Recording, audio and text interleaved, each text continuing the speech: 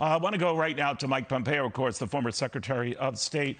Secretary, it's always good having you, and thank you for joining us. Secretary, we're learning right now that Vladimir Putin is telling the leaders in France and Germany that Russia is willing to discuss ways to make it possible for Ukraine to export grain, foodstuffs from Black Sea ports under their control right now, the Russian soldiers' control. Do you believe them? Oh, goodness, I don't know what to believe. We know that something like that the devil sits in Moscow, but it will also be in the details of that kind of thing. Putin's not going to do that for free. He's not going to do it out of the goodness of his heart because he cares about the Ukrainian people or, frankly, for anyone else. If he were to strike such a deal, it would be there'd be a big ask from Moscow. I don't know what that could possibly be. I suspect that there's not going to be much to this. Yeah, I think the big ask is that they get some sanctions relief. That doesn't appear likely, but what do you make of Russia's position right now and where they are all these many months into this war that they had hoped would wrap up in a matter of days? There's no doubt, Neil, that this hasn't gone the way Vladimir Putin hoped it would go. They're struggling mightily. I saw this morning the reporting that they've taken some more small cities, but that's not remotely what he had hoped he would achieve. But that doesn't change a single thing about his intentions, though, Neil. This is what I think the whole world needs to stay tuned for. Everyone's looking for a way that this will end. It's already not being covered as much in the news.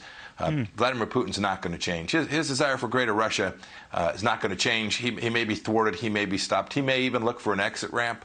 That exit ramp, Neil, is just going to be stopped to get gas and a snack. He is determined to do precisely what he's been after for 20 years, and it will take the West. Europe should lead, but it's going to take American leadership, too. As you know, these things don't just stay in Kyiv and Moscow. They're impacting the whole world. They are indeed. One of the things that I found striking in President Zelensky's remarks about the motivations of the Russians and what keeps them going, that they want to wage a war right now that they don't want to end. He was specifically referring to military leaders in Russia and, more to the point, Vladimir Putin, that it isn't in his interest to end it right now. It isn't in Putin's interest, he's saying. Do you agree with that?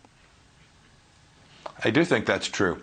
He's got a lot of staying power. He doesn't have very much in terms of domestic political constraints. We always think, gosh, if you lose 10 or 15,000 of your soldiers, that would have a huge risk to your regime, to your leadership. In the United States, we lose a single soldier. We lose 13 soldiers in Afghanistan, and it diminishes you in the eyes of the people.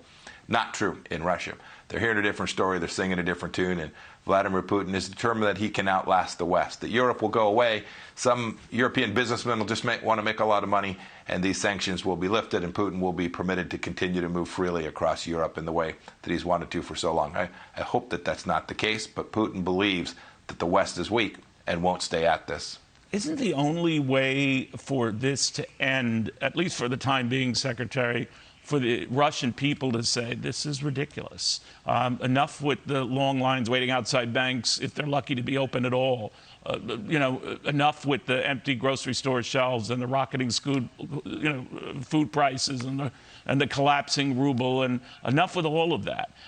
Whatever they're hearing or not hearing on the war front, they're seeing for themselves in the country, aren't they? Well, you came from a financial background, right? You know this. The ruble hasn't collapsed. We've got store shelves in the United States of America that aren't stocked today. The Russian people are pretty used to this. I don't see that causing Vladimir Putin to stop. His determination will continue. He's wanted this for 2 decades. He's going to stay at this until the costs on him and those around him are too high. And we have the tools to do that. We've simply chosen not to use them. When the ruble's where it is today, it tells you that the sanctions aren't particularly effective at impacting the lives of the oligarchs around Vladimir Putin. Those will be the kinds of things that cause Putin to slow down or at least stop for a little bit. I can't imagine that the Russian people could pull it off. I pray that I'm wrong. I pray that one day the Russian people will be able to actually convince him to change his ways. I don't know if there would ever be a Mussolini-type overthrow or an attempt, as there were several to overthrow out of Hitler, but that doesn't seem immediately likely. Then there's the issue, Secretary, about Vladimir Putin's health. What do we know about that? Does this explain his thinking or violent nature now? What? The truth is, Neil, I don't know much more than you read in the press about his health. I knew some of his health history from the time when I was CIA director. Most folks that get to his age have lots of nicks and dings. I'll say this. My experience when I was the CIA director and as Secretary of State is that we over-predicted the death of bad guys an awful lot. The Ayatollah was going to pass. Maduro was on his last legs. Right? We just over-predict this a lot. We shouldn't count on the good Lord to solve this problem for us. We should count on resolve and determination and deterrence of the American people and of the West to solve this problem. Are you surprised? I know you harken back to the interest in money matters, Secretary, but I know Russia just cut interest rates. You usually do that in the face of a slowdown in an economy that's in trouble. But to your point, these sanctions haven't done nearly the harm that maybe Western powers, maybe the White House had hoped. What do you think of that? Yeah, I think that's true. Sanctions are tough, Neil. We use them a lot, too. They take enormous breadth. The sanctions have to be really broad.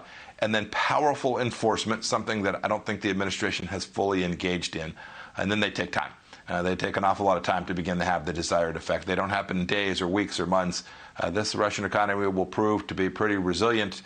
They will go to a resistance economy. And while it'll slow down, the whole globe's economy, it looks to be headed for a recession. It'll slow down. It'll get tougher, but probably not at the level the Biden team had hoped it would, and certainly not on the timeline that the world would hope it would as well. I know it's a little early right now, Secretary, but a lot of people not only looking at a midterm election year, but the next big election, the presidential election, a lot of people say you're interested in running for president. If that is the case, would you run whether Donald Trump were running or not? The Pompeos will decide whether or not we're going to we're going to continue this fight based on if we think this is something that we can do with elan and excellence in a way that would be deserving of the American people. We'll sort that out. I'm incredibly focused on what we're going to do in November. It's looking pretty good. I've worked on redistricting. Got a big win in Ohio this week. Good for the American people, good for the people of Ohio. I'm pretty focused on 2022. I think we're going to have a great election because the American people can see we're headed in the wrong direction. You do have, an impressive bench of potential presidential candidates, yourself included. The reason why I mentioned whether you would consider that, your family notwithstanding, whether Donald Trump does or not, I get the feeling that people like Chris Christie, maybe even Ron DeSantis in Florida, would run no matter what he decides to do. Does that enter into the equation for you or your family? Nah, Neil, look, if you believe you're the right person for America, you should run. Okay, there you go. That's a very nice way of handling that, and I like that very much. Secretary, always good seeing you. Thank you. Subscribe to the Fox News YouTube channel to catch our nightly opens, stories that are changing the world and changing your life. From Tucker Carlson tonight.